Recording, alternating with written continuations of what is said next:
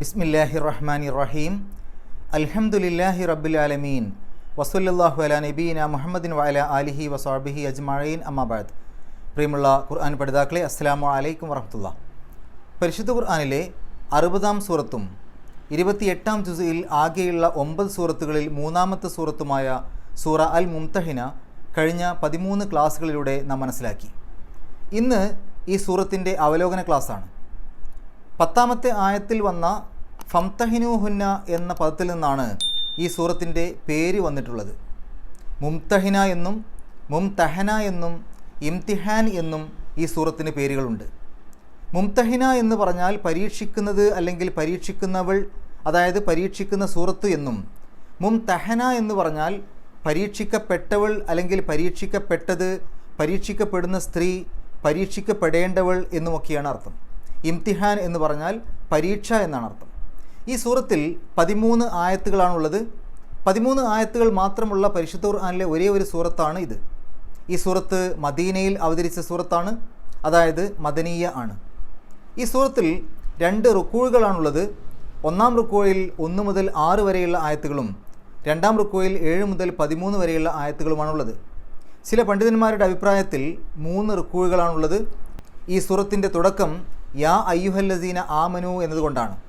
യാ അയ്യുഹല്ലദീന ആമനു എന്ന് തുടങ്ങുന്ന 3 സൂറത്തുകളാണ് പരിശുദ്ധ ഖുർആനിലുള്ളത്.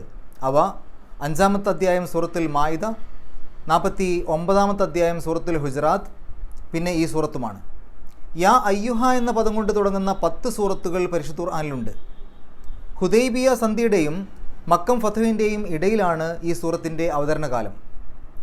ആദ്യ 9 ആയത്തുകളിൽ ഹാത്തിബ് ഇബ്നു അബി ബൽതഅയുടെ നടപടിയെ ആക്ഷേപിക്കുന്നുണ്ട്. അദ്ദേഹം സ്വന്തം കുടുംബത്തെ സംരക്ഷിക്കുന്നതിന് വേണ്ടി റസൂൽ സല്ലല്ലാഹു അലൈഹി വസല്ലമയുടെ അതിപ്രധാനമായ ഒരു രഹസ്യ നീക്കം ശത്രുക്കൾക്ക് കൈമാറാൻ ശ്രമിക്കുകയായിരുന്നു. അത് തക്ക സമയത്ത് വിഫലമാക്കപ്പെട്ടിട്ടില്ലായിരുന്നുവെങ്കിൽ മക്ക വിമോചന വേളയിൽ വമ്പിച്ച രക്തച്ചൊരിച്ചിൽ നടക്കുമായിരുന്നു. മുസ്ലിം പക്ഷത്ത് നിന്ന് വിലപ്പെട്ട പല ജീവനുകളും നഷ്ടപ്പെടുമായിരുന്നു. പിൽക്കാലത്ത് ഇസ്ലാമിന് മഹത്തായ സേവനങ്ങൾ അർപ്പിച്ച നിരവധി ഖുറൈശി പ്രമുഖരും കൊല്ലപ്പെടുമായിരുന്നു. മക്കയെ സമാധാനപരമായി മോചിപ്പിച്ചതിലൂടെ ലഭിച്ച ആ നേട്ടങ്ങളൊക്കെ പാഴായി പോവുകയും ചെയ്യുമായിരുന്നു. ഈ മഹാനഷ്ടങ്ങൾക്കെല്ലാം നിമിത്തമാകുമായിരുന്നത് മുസ്ലിങ്ങളിൽ ഒരാൾ സ്വകുടുംബത്തെ യുദ്ധവിപത്തുകളിൽ നിന്ന് രക്ഷിക്കാൻ ശ്രമിച്ചത് മാത്രമാണ്. ഈ ഭീമ അബദ്ധത്തെക്കുറിച്ച് ഉണർത്തിക്കൊണ്ട് എല്ലാ വിശ്വാസികളെയും അള്ളാഹു ഉപദേശിക്കുന്നു. ഇസ്ലാമിനോട് യുദ്ധം പ്രഖ്യാപിച്ചിട്ടുള്ള സത്യനിഷേധികളായ ശത്രുക്കളോട് മൈത്രിയും സുഹൃത്ത് ബന്ധവും പുലർത്താൻ ഒരു മുസ്ലിമിന് പാടുള്ളതല്ല. അവരും ഇസ്ലാമും തമ്മിലുള്ള സംഘട്ടനത്തിൽ അവർക്ക് പ്രയോജനകരമായി തീരുന്ന വല്ല നടപടിയും സ്വീകരിക്കാനും പാടില്ല. എന്നാൽ അവിശ്വാസികൾ മുസ്ലിങ്ങളോട് സ്നേഹത്തിലും സൗഹാർദ്ദത്തിലും വർത്തിക്കുമ്പോൾ അവരോട് തിരിച്ചും സൗഹൃദപരമായ സമീപനവും നല്ല പെരുമാറ്റവും കൈക്കൊള്ളേണ്ടതാണ്. 10-11 ആയത്തുകളിൽ അക്കാലത്ത് വളരെ സങ്കീർണമായി തീർന്നിരുന്ന ഒരു സാമൂഹിക പ്രശ്നത്തിൽ തീരുമാനം കൽപ്പിക്കുകയാണ്. മക്കയിൽ അവിശ്വാസികളായ ഭർത്താക്കന്മാരുടെ ഭാര്യമാരായി ധാരാളം മുസ്ലിം സ്ത്രീകളുണ്ടായിരുന്നു. ഈ സ്ത്രീകൾ എങ്ങനെയൊക്കെയോ ഹിജ്റ ചെയ്ത് മദീനയിലെത്തിയിരുന്നു. ഇതുപോലെ അവിശ്വാസിനികളായ സ്ത്രീകളുടെ ഭർത്താക്കന്മാരായി ധാരാളം മുസ്ലിം പുരുഷന്മാർ മദീനയിലുമുണ്ടായിരുന്നു. അവരുടെ സ്ത്രീകൾ മക്കയിൽ തന്നെ പാർത്തുപോന്നു. ഇങ്ങനെയുള്ളവർ തമ്മിലുള്ള ദാമ്പത്യബന്ധം നിലനിൽക്കുന്നുണ്ടോ എന്നതായിരുന്നു പ്രശ്നം. അള്ളാഹു അതേപ്പറ്റി ശാശ്വതമായ വിധി നൽകി. മുസ്ലിം സ്ത്രീകൾക്ക് അവിശ്വാസിയായ ഭർത്താവ് അനുവദനീയമല്ല. വിഗ്രഹാരാധകയായ സ്ത്രീയെ ഭാര്യയായി പൊറുപ്പിക്കുന്നത് മുസ്ലിം പുരുഷനും അനുവദനീയമല്ല. 12-ാം ആയത്തിൽ റസൂൽ സല്ലല്ലാഹു അലൈഹി വസല്ലമയോട് നിർദ്ദേശിക്കുന്നു ഇസ്ലാം സ്വീകരിച്ച സ്ത്രീകളെ കൊണ്ട് പ്രതിജ്ഞ ചെയ്യിപ്പിക്കേണ്ടത് എങ്ങനെയെന്ന്. അതായത് ജാഹിലിയ അറബി സമൂഹത്തിലെ സ്ത്രീകളിൽ നടമാടിയിരുന്ന തിന്മകൾ വർജിക്കുമെന്നും ഭാവിയിൽ അവർ അള്ളാഹുവും പ്രവാചകനും കൽപ്പിച്ച നന്മയുടേതായ എല്ലാ മാർഗങ്ങളും അനുസരിക്കുമെന്നുമാണ് അവരെ കൊണ്ട് പ്രതിജ്ഞ എടുപ്പിക്കേണ്ടത്. ശേഷം സൂറത്തിൻ്റെ തുടക്കത്തിൽ പറഞ്ഞ കാര്യത്തിലേക്ക് ശ്രദ്ധ ക്ഷണിച്ചുകൊണ്ട് 13-ാം ആയത്തിലൂടെ ഈ സൂറത്ത് സമാപിക്കുന്നു. 1-ാം ആയത്തിൽ അള്ളാഹു പറയുന്നു, ഹേ വിശ്വസിച്ചവരെ, എൻ്റെ ശത്രുവും നിങ്ങളുടെ ശത്രുവുമായവരോട് സ്നേഹബന്ധം കാട്ടിക്കൊണ്ട് നിങ്ങൾ അവരെ മിത്രങ്ങളാക്കി വെക്കരുത്. നിങ്ങൾക്ക് വന്നെത്തിയിട്ടുള്ള സത്യത്തിൽ അവർ അവിശ്വസിച്ചിരിക്കുകയാണെന്നിരിക്കെ നിങ്ങൾ നിങ്ങളുടെ രക്ഷിതാവായ അള്ളാഹുവിൽ വിശ്വസിക്കുന്നതിനാൽ റസൂലിനെയും നിങ്ങളെയും അവർ നാട്ടിൽ നിന്ന് പുറത്താക്കുന്നു. നിങ്ങൾ എൻ്റെ മാർഗത്തിൽ ധർമ്മസമരം ചെയ്യുന്നതിനും എൻ്റെ പ്രീതി തേടുന്നതിനും പുറപ്പെട്ടിരിക്കുകയാണെങ്കിൽ അങ്ങനെ നിങ്ങൾ ചെയ്യരുത്. നിങ്ങൾ അവരോട് സ്നേഹബന്ധം രഹസ്യമായി നടത്തുന്നു. ഞാനാകട്ടെ നിങ്ങൾ മറച്ചുവെച്ചതും നിങ്ങൾ പരസ്യമാക്കിയതും നല്ലവണ്ണം അറിയുന്നവനുമാണ്. നിങ്ങളിൽ നിന്ന് ആരെങ്കിലും അത് ചെയ്യുന്നതായാൽ തീർച്ചയായും അവൻ നേരായ മാർഗം തെറ്റിപ്പിഴച്ചു പോയി. ഇത് അവതരിപ്പിച്ച സന്ദർഭമുണ്ട്. നബി സല്ലല്ലാഹു അലൈഹി വസല്ലം മക്ക വിജയ യാത്രയ്ക്ക് ഒരുങ്ങിക്കൊണ്ടിരിക്കുന്ന അവസരത്തിൽ ഹാത്തിബ് റളിയല്ലാഹു അൻഹു അദ്ദേഹം മക്കയിലേക്ക് പോകുന്ന ഒരു സ്ത്രീ വശം ഒരു സ്വകാര്യ കത്ത് ഖുറൈശികൾക്ക് കൊടുത്തയച്ചു. റസൂൽ സല്ലല്ലാഹു അലൈഹി വസല്ലം അങ്ങോട്ട് വരുന്നുണ്ട്, സൂക്ഷിക്കണമെന്നായിരുന്നു ആ കത്തിലെ ഉള്ളടക്കം. നബി സല്ലല്ലാഹു അലൈഹി വസല്ലമക്ക് ഇത് വഹി മൂലം അറിവായി. തിരുമേനി വേഗം അലി റളിയല്ലാഹു അൻഹു അടക്കം ചില സ്വഹാബിമാരെ വിളിച്ച് ആ സ്ത്രീ ഖാഹ് എന്ന് പറയുന്ന ഒരു തോട്ടത്തിൽ ഉണ്ടായിരിക്കുമെന്നും ആ സ്ത്രീയുടെ പക്കൽ നിന്ന് ആ എഴുത്ത് വാങ്ങി വരണമെന്നും കൽപ്പിച്ചയച്ചു. അവൾ ആദ്യം ആ കത്ത് നിഷേധിച്ചുവെങ്കിലും അലി റളിയല്ലാഹു അൻഹു ഭീഷണിപ്പെടുത്തിയപ്പോൾ തൻ്റെ മുടിക്കെട്ടിൽ നിന്ന് ആ കത്തെടുത്തു കൊടുത്തു. കത്ത് കിട്ടിയപ്പോൾ നബി സല്ലല്ലാഹു അലൈഹി വസല്ലം ഹാത്തിബ് റളിയല്ലാഹു അൻഹുവിനെ വിളിച്ച് കാരണം ചോദിച്ചു. അദ്ദേഹത്തിൻ്റെ മറുപടി ഇതായിരുന്നു: റസൂലേ, ഞാൻ ഇസ്ലാമിൽ വന്ന ശേഷം അവിശ്വാസിയായിട്ടില്ല. അവിടുത്തെ ഗുണകാംക്ഷിയായതിനു ശേഷം അവിടുത്തെ വഞ്ചിച്ചിട്ടുമില്ല. ഖുറൈശികളെ വിട്ടു പോന്ന ശേഷം അവരെ സ്നേഹിച്ചിട്ടുമില്ല. പക്ഷേ ഞാൻ ഖുറൈശികളിൽപ്പെട്ടവനല്ലെങ്കിലും അവരുമായി കെട്ടുപാടുള്ളവനാണ്. തിരുമേനിയുടെ കൂടെയുള്ള എല്ലാ മുഹാജിറുകൾക്കും തന്നെ നാം അവിടെ ചെന്ന് ഖുറൈശികളുമായി ഏറ്റുമുട്ടുന്ന പക്ഷം അവരുടെ വകയായി അവിടെയുള്ള കുടുംബങ്ങളെയും സ്വത്തുക്കളെയും കാത്തുരക്ഷിക്കുവാനുള്ള ബന്ധുക്കൾ അവർക്കവിടെയുണ്ട്. എനിക്കതില്ല. എനിക്ക് ഖുറൈശികളുമായി കുടുംബബന്ധമില്ലാത്ത സ്ഥിതിക്ക് അവർ അവിടെയുള്ള എൻ്റെ കുടുംബത്തെ കാക്കുമാറ് ഒരു സഹായഹസ്തം അവർക്ക് നൽകുവാൻ ഞാൻ ഉദ്ദേശിച്ചു, അത്രമാത്രം. അതല്ലാതെ അവിശ്വാസമോ ഇസ്ലാമിൽ നിന്നുള്ള വ്യതിയാനമോ നിമിത്തം ചെയ്തതല്ല. അദ്ദേഹത്തിൻ്റെ ആ ഒരു ഒഴികഴിവ് നബി സല്ലല്ലാഹു അലൈഹി വസല്ലം സമ്മതിക്കുകയും ചെയ്തു. ഹാത്തിബ് റളിയല്ലാഹു അൻഹു ഒരു മുഹാജിറും ബദർ യുദ്ധത്തിൽ പങ്കെടുത്ത ആളുമാണ്. മനുഷ്യ സഹജമായ ദൗർബല്യം പ്രവാചകന്മാരല്ലാത്ത മനുഷ്യരിലെല്ലാം അനുഭവപ്പെട്ടേക്കും. അങ്ങനെ ഒരു അബദ്ധം പിണഞ്ഞു പോയെങ്കിലും പിന്നീട് അദ്ദേഹം നബി സല്ലല്ലാഹു അലൈഹി വസല്ലമയോട് പറഞ്ഞ വാക്കുകൾ അദ്ദേഹത്തിൻ്റെ നിഷ്കളങ്ക മനസ്ഥിതി തികച്ചും വെളിവാക്കുന്നുണ്ട്. എന്തെങ്കിലും ദുർന്യായങ്ങൾ പറഞ്ഞ് തെറ്റ് ലഘൂകരിക്കുവാൻ അദ്ദേഹം മുതിർന്നിട്ടില്ല. ഇത് സ്വഹാബികളുടെ മാതൃകാപരമായ ഒരു സ്വഭാവമാണ്. രണ്ടാമത്തെ ആയത്തിൽ അള്ളാഹു പറയുന്നു, നിങ്ങളെ അവർക്ക് പിടികിട്ടുന്ന പക്ഷം അവർ നിങ്ങൾക്ക് ശത്രുക്കളായിരിക്കുകയും നിങ്ങളുടെ നേരെ തിന്മയുമായി അവർ അവരുടെ കൈകളും നാവുകളും നീട്ടുകയും ചെയ്യുന്നതാണ്. നിങ്ങൾ അവിശ്വസിച്ചിരുന്നുവെങ്കിൽ കൊള്ളാമായിരുന്നു എന്ന് അവർ ആഗ്രഹിക്കുകയും ചെയ്യുന്നു. കയ്യും നാവും നീട്ടുമെന്ന് പറഞ്ഞതിൻ്റെ അർത്ഥം ദേഹോപദ്രവവും അക്രമവും നടത്തുകയും ചീത്തയും ശകാരവും പൊഴിക്കുകയും ചെയ്യുമെന്നാകുന്നു. മൂന്നാമത്തെ ആയത്തിൽ അള്ളാഹു പറയുന്നു, നിങ്ങളുടെ രക്തബന്ധങ്ങളാവട്ടെ നിങ്ങളുടെ മക്കളാകട്ടെ ഖിയാമത്ത് നാളിൽ നിങ്ങൾക്ക് ഉപകരിക്കുകയില്ല തന്നെ. അവൻ, അതായത് അള്ളാഹു, നിങ്ങളുടെ ഇടയിൽ തീരുമാനമെടുത്ത് വേർപിരിക്കുന്നതാണ്. അള്ളാഹു നിങ്ങൾ പ്രവർത്തിക്കുന്നതിനെപ്പറ്റി കണ്ടറിയുന്നവനാകുന്നു. നാലാമത്തെ ആയത്തിൽ അള്ളാഹു പറയുന്നു, ഇബ്രാഹിം അലൈഹി സ്വലാത്തു വസ്സലാമയിലും അദ്ദേഹത്തിൻ്റെ കൂടെയുള്ളവരിലും നിങ്ങൾക്ക് നല്ലതായ ഒരു മാതൃകയുണ്ടായിട്ടുണ്ട്. അതെ, അവർ തങ്ങളുടെ ജനതയോട് പറഞ്ഞ സന്ദർഭം, നിശ്ചയമായും ഞങ്ങൾ നിങ്ങളിൽ നിന്നും നിങ്ങൾ അള്ളാഹുവിന് പുറമെ ആരാധിച്ചു കൊണ്ടിരിക്കുന്നവയിൽ നിന്നും ബന്ധമറ്റ് ഒഴിവായവരാകുന്നു. ഞങ്ങൾ നിങ്ങളെ അവിശ്വസിച്ചിരിക്കുന്നു. അള്ളാഹു ഏകൻ എന്ന നിലക്ക് നിങ്ങൾ അവനിൽ വിശ്വസിക്കുന്നതുവരേക്കും എക്കാലത്തും ഞങ്ങൾക്കും നിങ്ങൾക്കുമിടയിൽ ശത്രുതയും വിദ്വേഷവും വെളിപ്പെടുകയും ചെയ്തിരിക്കുന്നു. പക്ഷേ ഇബ്രാഹിം അലൈഹി സ്വലാത്തു വസ്സലാം തൻ്റെ പിതാവിനോട്, നിശ്ചയമായും ഞാൻ താങ്കൾക്ക് വേണ്ടി പാപമോചനം തേടും, അള്ളാഹുവിങ്കിൽ നിന്ന് താങ്കൾക്ക് യാതൊന്നും തന്നെ ചെയ്യാൻ ഞാൻ അധീനമാക്കുന്നില്ല എന്ന് പറഞ്ഞതൊഴികെ, എന്ന് പറഞ്ഞാൽ ഈ പറഞ്ഞതിൽ നിങ്ങൾക്ക് മാതൃകയില്ല എന്നർത്ഥം. അവർ പറഞ്ഞിരുന്നു, ഞങ്ങളുടെ റബ്ബേ, നിൻ്റെ മേൽ ഞങ്ങൾ വരമേൽപ്പിച്ചു, നിൻ്റെ അടുക്കലേക്ക് തന്നെ ഞങ്ങൾ വിനയപ്പെട്ട് മടങ്ങുകയും ചെയ്തിരിക്കുന്നു, നിങ്കലേക്ക് തന്നെയാണ് തിരിച്ചെത്തലും. അഞ്ചാമത്തെ ആയത്തിൽ അള്ളാഹു പറയുന്നു, ഞങ്ങളുടെ റബ്ബേ, അവിശ്വസിച്ചതായ ആളുകൾക്ക് ഞങ്ങളെ നീ പരീക്ഷണമാക്കരുതേ, ഞങ്ങൾക്ക് പുറത്തു തരികയും ചെയ്യണമേ. ഞങ്ങളുടെ റബ്ബേ, നിശ്ചയമായും നീ തന്നെയാണ് അഗാധജ്ഞനായ പ്രതാപശാലി. തൗഹീദിൻ്റെയും നിങ്ങളുടെയും ശത്രുക്കളായ ആളുകളുമായി നിങ്ങൾക്ക് യാതൊരു കൂട്ടുകെട്ടും സ്നേഹബന്ധവും പാടില്ലെന്നുള്ളതിന് ഇബ്രാഹിം അലൈഹി സ്വലാത്തു വസ്സലാമയുടെയും അദ്ദേഹത്തോടൊപ്പം വിശ്വസിച്ചവരുടെയും ചര്യയിൽ തന്നെ നിങ്ങൾക്ക് നല്ല മാതൃകയുണ്ടല്ലോ എന്നാണ് അള്ളാഹു പറയുന്നത്. നിങ്ങളോടും നിങ്ങളുടെ ആരാധ്യ വസ്തുക്കളോടും ഞങ്ങൾക്ക് യാതൊരു ബന്ധവുമില്ലെന്നും അള്ളാഹുവിൽ വിശ്വസിക്കാത്ത കാലത്തോളം നാം തമ്മിൽ പ്രത്യക്ഷ ശത്രുക്കളായിരിക്കുമെന്നും അവർ തങ്ങളുടെ എതിരാളികളോട് തുറന്ന് പ്രഖ്യാപിച്ചിരിക്കുന്നു. തങ്ങളുടെ കാര്യം അവർ അള്ളാഹുവിൽ ബരമേൽപ്പിക്കുകയും ശത്രുക്കളിൽ നിന്ന് രക്ഷയ്ക്കും പാപമോചനത്തിനു വേണ്ടി അവർ പ്രാർത്ഥിച്ചു കൊണ്ടിരിക്കുകയും ചെയ്തു. അഥവാ ശത്രുക്കളുമായി വല്ല വീഴ്ചയും സ്ഥാപിക്കുവാനോ അവർക്ക് വഴങ്ങുവാനോ ശ്രമിക്കാതെ അവർ സധീരം ഉറച്ചു നിന്നു. അതുപോലെയാണ് നിങ്ങളും ചെയ്യേണ്ടത് എന്നർത്ഥം. പക്ഷേ ഇബ്രാഹിം അലൈഹി സ്വലാത്തു വസ്സലാം അദ്ദേഹത്തിൻ്റെ അവിശ്വാസിയായ പിതാവിന് വേണ്ടി പാപമോചനം തേടുകയുണ്ടായി. അതിൽ നിങ്ങൾ അദ്ദേഹത്തിൻ്റെ മാതൃക സ്വീകരിച്ചു കൂടാത്തതാകുന്നു. ഇതൊക്കെയാണ് ഈ ഒരു ആയത്തുകളിൽ അള്ളാഹു പറയുന്നത്. ആറാമത്തെ ആയത്തിൽ അള്ളാഹു പറയുന്നു, തീർച്ചയായും അവരിൽ നിങ്ങൾക്ക് നല്ലതായ മാതൃകയുണ്ടായിരുന്നു. അതായത് അള്ളാഹുവിനെയും അന്ത്യനാളിനെയും പ്രതീക്ഷിച്ചു കൊണ്ടിരിക്കുന്നവർക്ക്. ആരെങ്കിലും തിരിഞ്ഞു കളയുന്ന പക്ഷം അപ്പോൾ നിശ്ചയമായും അള്ളാഹു തന്നെയാണ് ധന്യനും സുത്യർഹനുമായവൻ. അള്ളാഹുവിനെക്കുറിച്ചും അന്ത്യനാളിനെക്കുറിച്ചുമുള്ള ഭയവും അന്നത്തെ ദിവസം അള്ളാഹുവിൽ നിന്നുള്ള പ്രതിഫലവും രക്ഷയും അത് കിട്ടണമെന്ന ആഗ്രഹവുമുള്ളവർ മാത്രമേ പ്രസ്തുത മാതൃക സ്വീകരിക്കുവാൻ തയ്യാറാവുകയുള്ളൂ. അങ്ങനെയുള്ളവർ അത് സ്വീകരിച്ചു കൊള്ളട്ടെ. സ്വീകരിക്കുവാൻ തയ്യാറില്ലാത്തവരെ കൊണ്ട് അള്ളാഹുവിന് യാതൊരു ദോഷവും ബാധിക്കുവാനില്ല. അതിൻ്റെ ഭവിഷ്യത്ത് അവർക്ക് തന്നെയാണ് അനുഭവപ്പെടുക എന്നർത്ഥം. 7-ാമത്തെ ആയത്തിൽ അള്ളാഹു പറയുന്നു, നിങ്ങൾക്കും അവരിൽ നിന്ന് നിങ്ങൾ ശത്രുത വെച്ചവർക്കുമിടയിൽ അള്ളാഹു സ്നേഹബന്ധമുണ്ടാക്കിയേക്കാം. അള്ളാഹു കഴിവുള്ളവനാണ്. അള്ളാഹു വളരെയധികം പൊറുക്കുന്നവനും കരുണാനിധിയുമാണ്. ഉണ്ടാക്കിയേക്കാം എന്ന് അള്ളാഹു ഒരു കാര്യത്തെപ്പറ്റി പറഞ്ഞാൽ അത് ഉണ്ടാക്കുന്നതിൽ യാതൊരു സംശയവുമില്ല. അത് മക്ക വിജയത്തോടെ അക്കാര്യം യാഥാർത്ഥ്യമായി തീരുകയും ചെയ്തു. ഖുറൈശികൾ ഇസ്ലാം സ്വീകരിച്ചു. അറബികൾ ആകമാനം ഇസ്ലാമിലേക്ക് വന്നുകൊണ്ടിരുന്നു.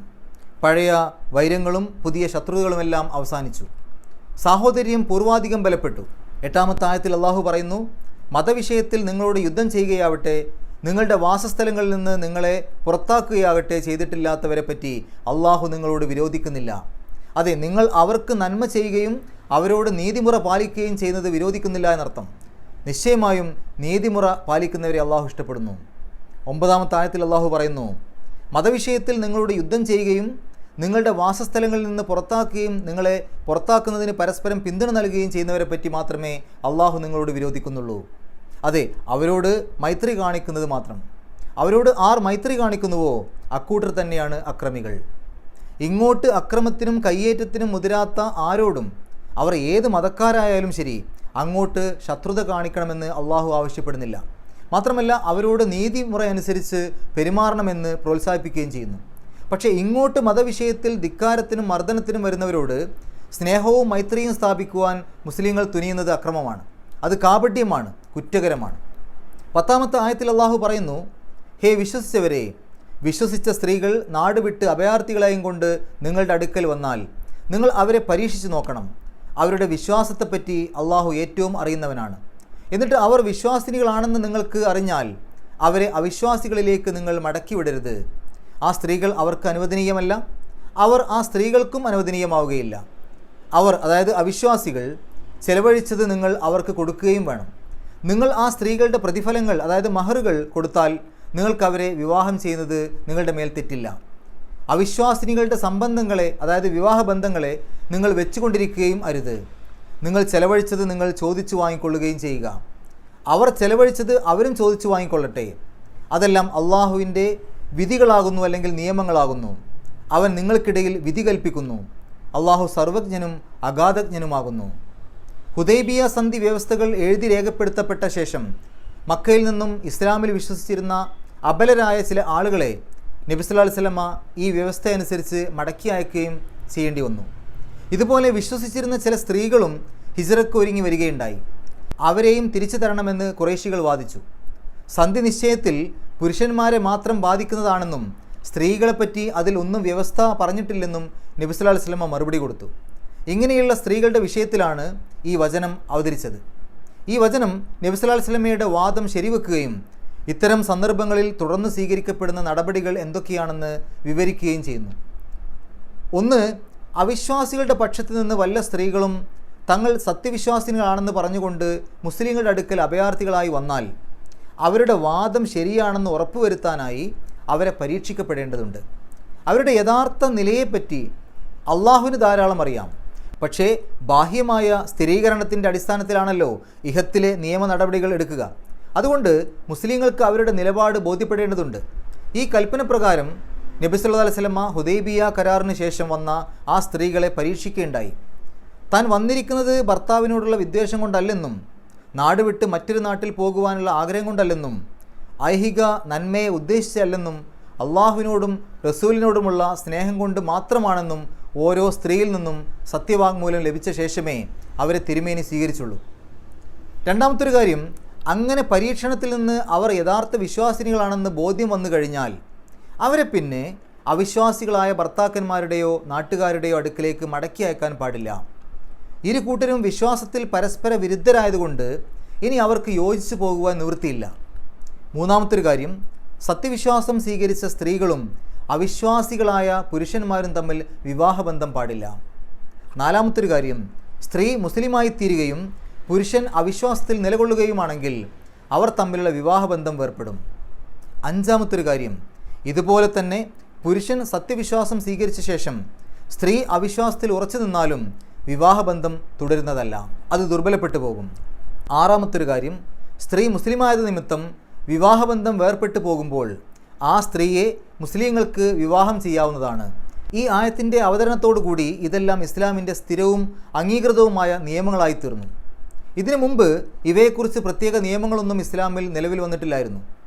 മേൽപ്പറഞ്ഞ പ്രകാരം വിവാഹബന്ധം മുറിഞ്ഞുപോയ സ്ത്രീകളെ മുസ്ലിങ്ങൾ വിവാഹം ചെയ്യുമ്പോൾ ആ സ്ത്രീകൾക്ക് അവരുടെ മഹർ, അതായത് വിവാഹമൂല്യം നൽകേണ്ടതാണ്. മുൻ വിവാഹങ്ങളിൽ ആ സ്ത്രീകൾക്ക് അവരുടെ ഭർത്താക്കന്മാർ കൊടുത്തിരുന്ന മഹർ മുസ്ലിങ്ങൾക്ക് അവിശ്വാസികളുടെ ഭാഗത്തു നിന്നും അവിശ്വാസികൾക്ക് മുസ്ലിങ്ങളുടെ ഭാഗത്തു നിന്നും തിരിച്ചു വാങ്ങാവുന്നതാണ്. ഈ ഇനത്തിൽ മുസ്ലിങ്ങളുടെ ഭാഗത്തു നിന്ന് നൽകപ്പെടേണ്ടുന്ന സംഖ്യക്ക് ഗനീമത്ത് മുതലായ പൊതുനിധിയിൽ നിന്ന് ഇമാം അല്ലെങ്കിൽ ഭരണ നേതാവ് പരിഹാരമുണ്ടാക്കേണ്ടതാണ്. ഇനി അമുസ്ലിങ്ങളുടെ ഭാഗത്തു നിന്ന് ഈ ഇനത്തിൽ ലഭിക്കേണ്ടുന്ന സംഖ്യ അവരിൽ നിന്ന് ലഭിക്കുവാൻ മാർഗമില്ലാത്ത പക്ഷം അതിനുള്ള പരിഹാരം അള്ളാഹു തുടർന്ന് നിർദ്ദേശിക്കുകയും ചെയ്യുന്നു.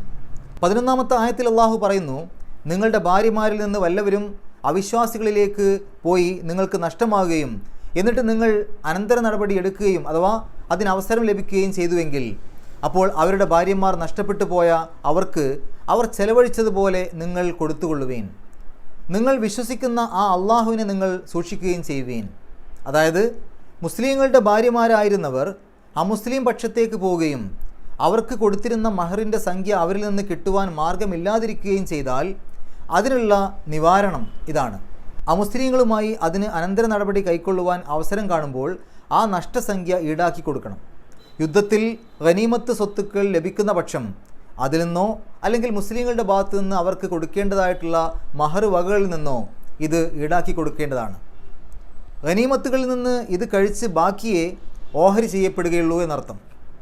12-ാമത്തെ ആയത്തിൽ അള്ളാഹു പറയുന്നു, ഹേ നബിയെ, വിശ്വാസിനികളായ സ്ത്രീകൾ തങ്ങൾ അള്ളാഹുവിനോട് യാതൊന്നിനെയും പങ്കു ചേർക്കുകയില്ലെന്ന് ബൈഅത്ത്, അതായത് പ്രതിജ്ഞ നൽകിക്കൊണ്ട് നിൻ്റെ അടുക്കൽ വന്നാൽ അവർ മോഷ്ടിക്കുകയില്ല, വ്യഭിചാരം ചെയ്യുകയില്ല, തങ്ങളുടെ സന്താനങ്ങളെ കൊലപ്പെടുത്തുകയുമില്ല, തങ്ങളുടെ കൈകാലുകൾക്കിടയിൽ വെച്ച് മനഃപൂർവ്വം കെട്ടിച്ചമക്കുന്ന യാതൊരു കള്ളവാദവും കൊണ്ടുവരികയുമില്ല, ഒരു സദാചാരപരമായ സൽക്കാര്യത്തിലും നിന്നോടവർ അനുസരണക്കേട് കാണിക്കുകയില്ല എന്നും ബൈഅത്ത് നൽകിക്കൊണ്ടുവന്നാൽ നീ അവരോട് ബൈഅത്ത് അഥവാ പ്രതിജ്ഞ വാങ്ങിക്കൊള്ളുക. അവർക്ക് വേണ്ടി അള്ളാഹുവിനോട് പാപമോചനം തേടുകയും ചെയ്യുക. നിശ്ചയമായും അള്ളാഹു വളരെ പൊറുക്കുന്നവനാണ്, കരുണാനിധിയാണ്. മക്ക വിജയത്തെ തുടർന്ന് മക്ക നിവാസികൾ നബി സല്ലല്ലാഹു അലൈഹി വസല്ലമയുടെ അടുക്കൽ വന്ന് തങ്ങൾ ഇസ്ലാമിനെ അംഗീകരിച്ചതായും ഇസ്ലാമിക ശാസനകൾ അനുസരിച്ച് ജീവിക്കുവാൻ തയ്യാറുള്ളതായും ബൈഅത്ത് അഥവാ പ്രതിജ്ഞ നടത്തുകയുണ്ടായി. മറ്റു ചില പ്രത്യേക സന്ദർഭങ്ങളിലും ഇങ്ങനെ ബൈഅത്ത് നടക്കാറുണ്ടായിരുന്നു. കൂട്ടത്തിൽ മക്കയിലെ സ്ത്രീകളും ബൈഅത്തിൽ പങ്കെടുത്തിരുന്നു. സ്ത്രീകൾ ബൈഅത്തിന് വരുമ്പോൾ അവരിൽ നിന്ന് ബൈഅത്ത് വാങ്ങേണ്ടുന്ന രൂപം അള്ളാഹു ഈ വചനത്തിൽ എടുത്തു കാട്ടുന്നു. പെൺകുട്ടികൾ ജനിച്ചാൽ ജീവനോടെ കുഴിച്ചു മൂടുന്നൊരു സമ്പ്രദായം ജാഹിലിയ അറബികൾക്കിടയിൽ ഉണ്ടായിരുന്നല്ലോ. അതുപോലെ തന്നെ അന്യപുരുഷ സ്പർശനത്തിൽ ജനിച്ച ജാരസന്താനങ്ങളെ സ്വന്തം ഭർത്താക്കളുടെ സന്താനങ്ങളായും ഏതെങ്കിലും ഒരാളുടെ അവിഹിത കൂട്ടുകെട്ടിൽ ജനിച്ച കുട്ടികളെ സ്ത്രീ ഇഷ്ടപ്പെടുന്ന മറ്റൊരാളുടേതായും നിശ്ചയിക്കുന്ന പതിവും അവർക്കിടയിൽ ഉണ്ടായിരുന്നു. ഇതെല്ലാം ഉദ്ദേശിച്ചുകൊണ്ടാണ് സന്താനങ്ങളെ കൊല്ലുകയില്ലെന്നും കൈകാലുകൾക്കിടയിൽ വെച്ച് കെട്ടിച്ചമക്കുന്ന കള്ളവാദം കൊണ്ടുവരികയില്ലെന്നും അവരുടെ ബൈഅത്തിൽ ഉൾപ്പെടുത്തിയിരിക്കുന്നത്. സന്താനങ്ങൾ ജനിച്ചു വളരുന്നത് സ്ത്രീകളുടെ കൈകാലുകൾക്കിടയിൽ വെച്ചാണല്ലോ. സൽക്കാര്യങ്ങളിൽപ്പെട്ട ഏതൊന്ന് കൽപ്പിച്ചാലും അത് അനുസരിക്കാതിരിക്കയില്ലെന്ന് ബൈഅത്തിൻ്റെ വാചകത്തിൽ ഒരു പൊതു ഉപാധി കൂടി വച്ചിരിക്കുന്നത് ശ്രദ്ധേയമാകുന്നു. അള്ളാഹുവിൻ്റെ കൽപ്പനയ്ക്കെതിരായി ആർക്കും ഒന്നും കൽപ്പിക്കുവാൻ അധികാരമില്ല. അങ്ങനെ കൽപ്പിച്ചാൽ അത് അനുസരിക്കേണ്ടതുമില്ല. എന്നാൽ അള്ളാഹു നിർബന്ധമാക്കിയിട്ടില്ലാത്ത കാര്യമായിരുന്നാലും സൽക്കാര്യങ്ങളുടെ ഇനത്തിൽപ്പെട്ട ഒരു കാര്യം നബി സല്ലല്ലാഹു അലൈഹി വസല്ലമയോ ഉത്തരവാദപ്പെട്ട നേതാവോ കൽപ്പിച്ചാൽ അത് മറ്റുള്ളവർ അനുസരിക്കേണ്ടതുണ്ട്. ഒരാൾക്ക് ബൈഅത്ത് ചെയ്യുമ്പോൾ അന്യോന്യം കൈപിടിച്ചുകൊണ്ടാണ് നടക്കാറുള്ളത്. എന്നാൽ നബി സല്ലല്ലാഹു അലൈഹി വസല്ലമ സ്ത്രീകളുമായി ബൈഅത്ത് നടത്തിയപ്പോൾ സ്ത്രീകൾക്ക് കൈ കൊടുക്കുകയുണ്ടായിട്ടില്ല എന്ന് ആയിഷ റളിയല്ലാഹു അൻഹ നിവേദനം ചെയ്തിരിക്കുന്നു. സൂറത്തിൻ്റെ ആരംഭത്തിലെ സംസാര വിഷയമായിരുന്ന കാര്യം സത്യവിശ്വാസികളെ വിളിച്ച് വീണ്ടും ഒന്ന് ചുരുക്കി ആവർത്തിച്ചുണർത്തിക്കൊണ്ട് സൂറത്ത് സമാപിക്കുന്നു. 13-ാമത്തെ ആയത്തിൽ അള്ളാഹു പറയുന്നു, ഹേ വിശ്വസിച്ചവരെ, അള്ളാഹു കോപിച്ചിട്ടുള്ള ജനതയോട് നിങ്ങൾ മൈത്രി സ്ഥാപിക്കരുത്.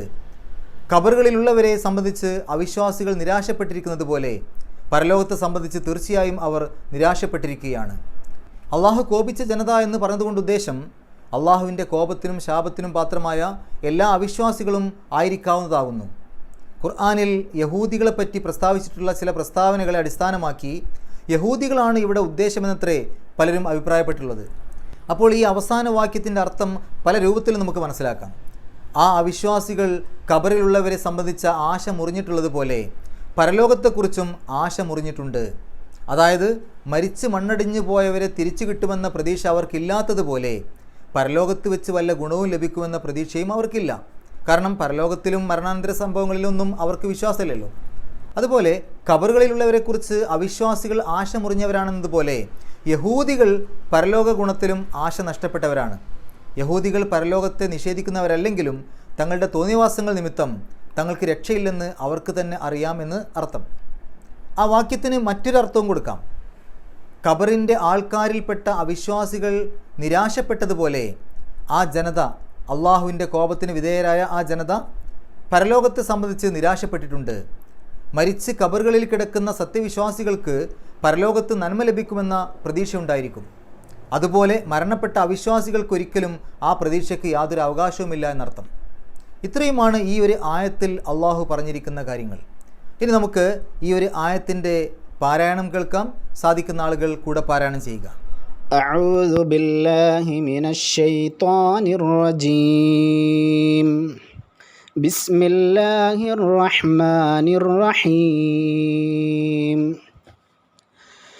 يا أيها الذين آمنوا لا تتخذوا عدوي وعدوكم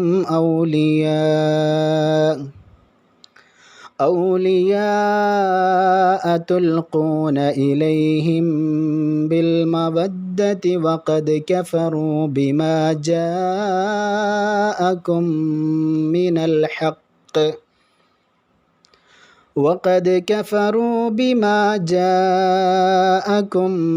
من الحق يخرجون الرسول وإياكم أن تؤمنوا بالله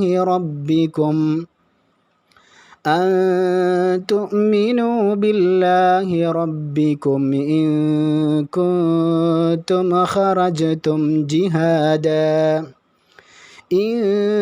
كنتم خرجتم جهادا في سبيلي وابتغاء مرضاتي تسرون إليهم بالمودة وأنا أعلم بما أخفيتم وما أعلنتم ومن يفعله منكم فقد ضل سواء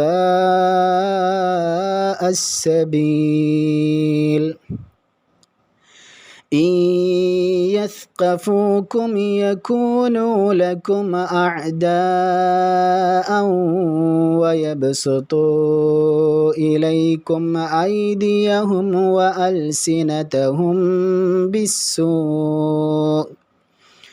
وألسنتهم بالسوء وودوا لو تكفرون. لن تنفعكم أرحامكم ولا أولادكم يوم القيامة يفصل بينكم والله بما تعملون بصير. قد كانت لكم أسوة حسنة في إبراهيم والذين معه إذ قالوا لقومهم إنا براء منكم ومما تعبدون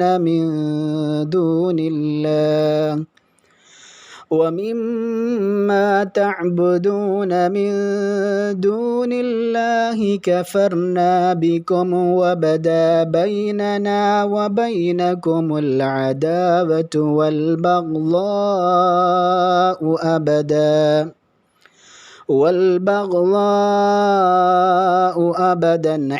حتى تؤمنوا بالله وحده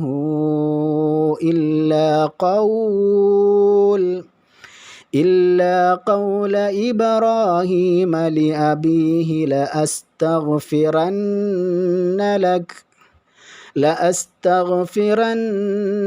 لك وما أملك لك من الله من شيء ربنا عليك توكلنا وإليك أنبنا وإليك المصير ربنا لا تجعلنا فتنة للذين كفروا واغفر لنا ربنا إنك أنت العزيز الحكيم لقد كان لكم فيهم أسوة حسنة لمن كان يرجو الله واليوم الآخر ومن يتول فإن الله هو الغني الحميد عسى الله أن يجعل بينكم وبين الذين عاديتم منهم مودة والله قدير والله غفور رحيم لا ينهاكم الله عن الذين لم يقاتلوكم في الدين ولم يخرجوكم من دياركم أن تبروهم وتقسطوا إليهم إن الله يحب المقسطين إنما ينهاكم الله عن الذين قاتلوكم في الدين وأخرجوكم من دياركم وظاهروا على إخراجكم أن تولوهم ومن يتولهم فأولئك هم الظالمون يا أيها الذين آمنوا إذا جاءكم المؤمنات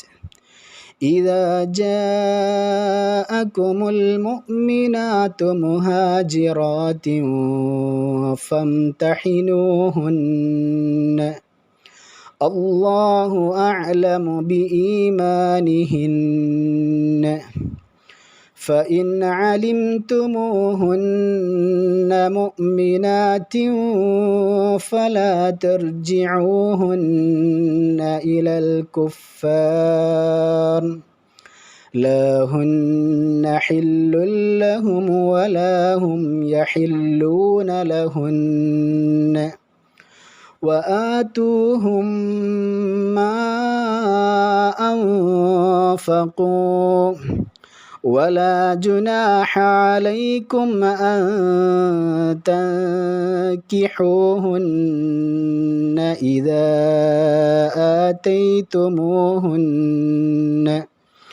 إذا آتيتموهن أجورهن ولا تمسكوا بعصم الكوافر واسألوا ما أنفقتم وليسألوا ما أنفقوا ذلكم حكم الله يحكم بينكم والله عليم حكيم وإن فاتكم شيء من أزواجكم إلى الكفار فعاقبتم فآتوا الذين ذهبت أزواجهم ذهبت أزواجهم مثل ما أنفقوا واتقوا الله الذي أنتم به مؤمنون يا أيها النبي إذا جاءك المؤمنات يبايعنك على ألا يشركن بالله شيئا ولا يسرقن ولا يزنين ولا يقتلن أولادهن ولا يأتين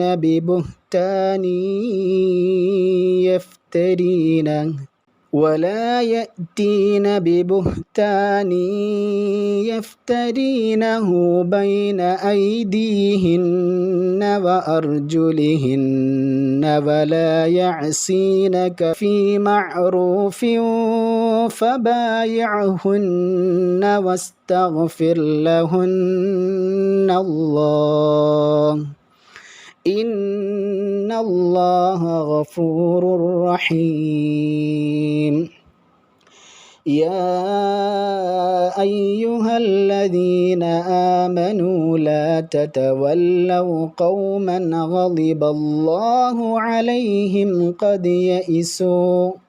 قد يئسوا من الآخرة كما يئس الكفار من أصحاب القبور. ഇത്രയും കാര്യങ്ങളാണ് ഈ ഒരു സൂറത്തിൽ നമ്മൾ മനസ്സിലാക്കേണ്ടത്. അള്ളാഹു പരിശുദ്ധ ഖുർആൻ ഏറ്റവും നല്ല രൂപത്തിൽ പഠിക്കുവാനും അത് ജീവിതത്തിൽ പകർത്തുവാനും കഴിവിൻ്റെ പരമാവധി മറ്റുള്ള ആളുകൾക്ക് എത്തിച്ചു കൊടുക്കുവാനുമുള്ള സന്മനസ്സും തൗഫീക്കും സൗഭാഗ്യവും നമുക്ക് ഏവർക്കും പ്രദാനം ചെയ്യുമാറാകട്ടെ. വാഹിർ ദഅ്വാനാ അൽഹംദുലില്ലാഹി റബ്ബിൽ ആലമീൻ. അസ്സലാമു അലൈക്കും വറഹ്മത്തുള്ളാഹി.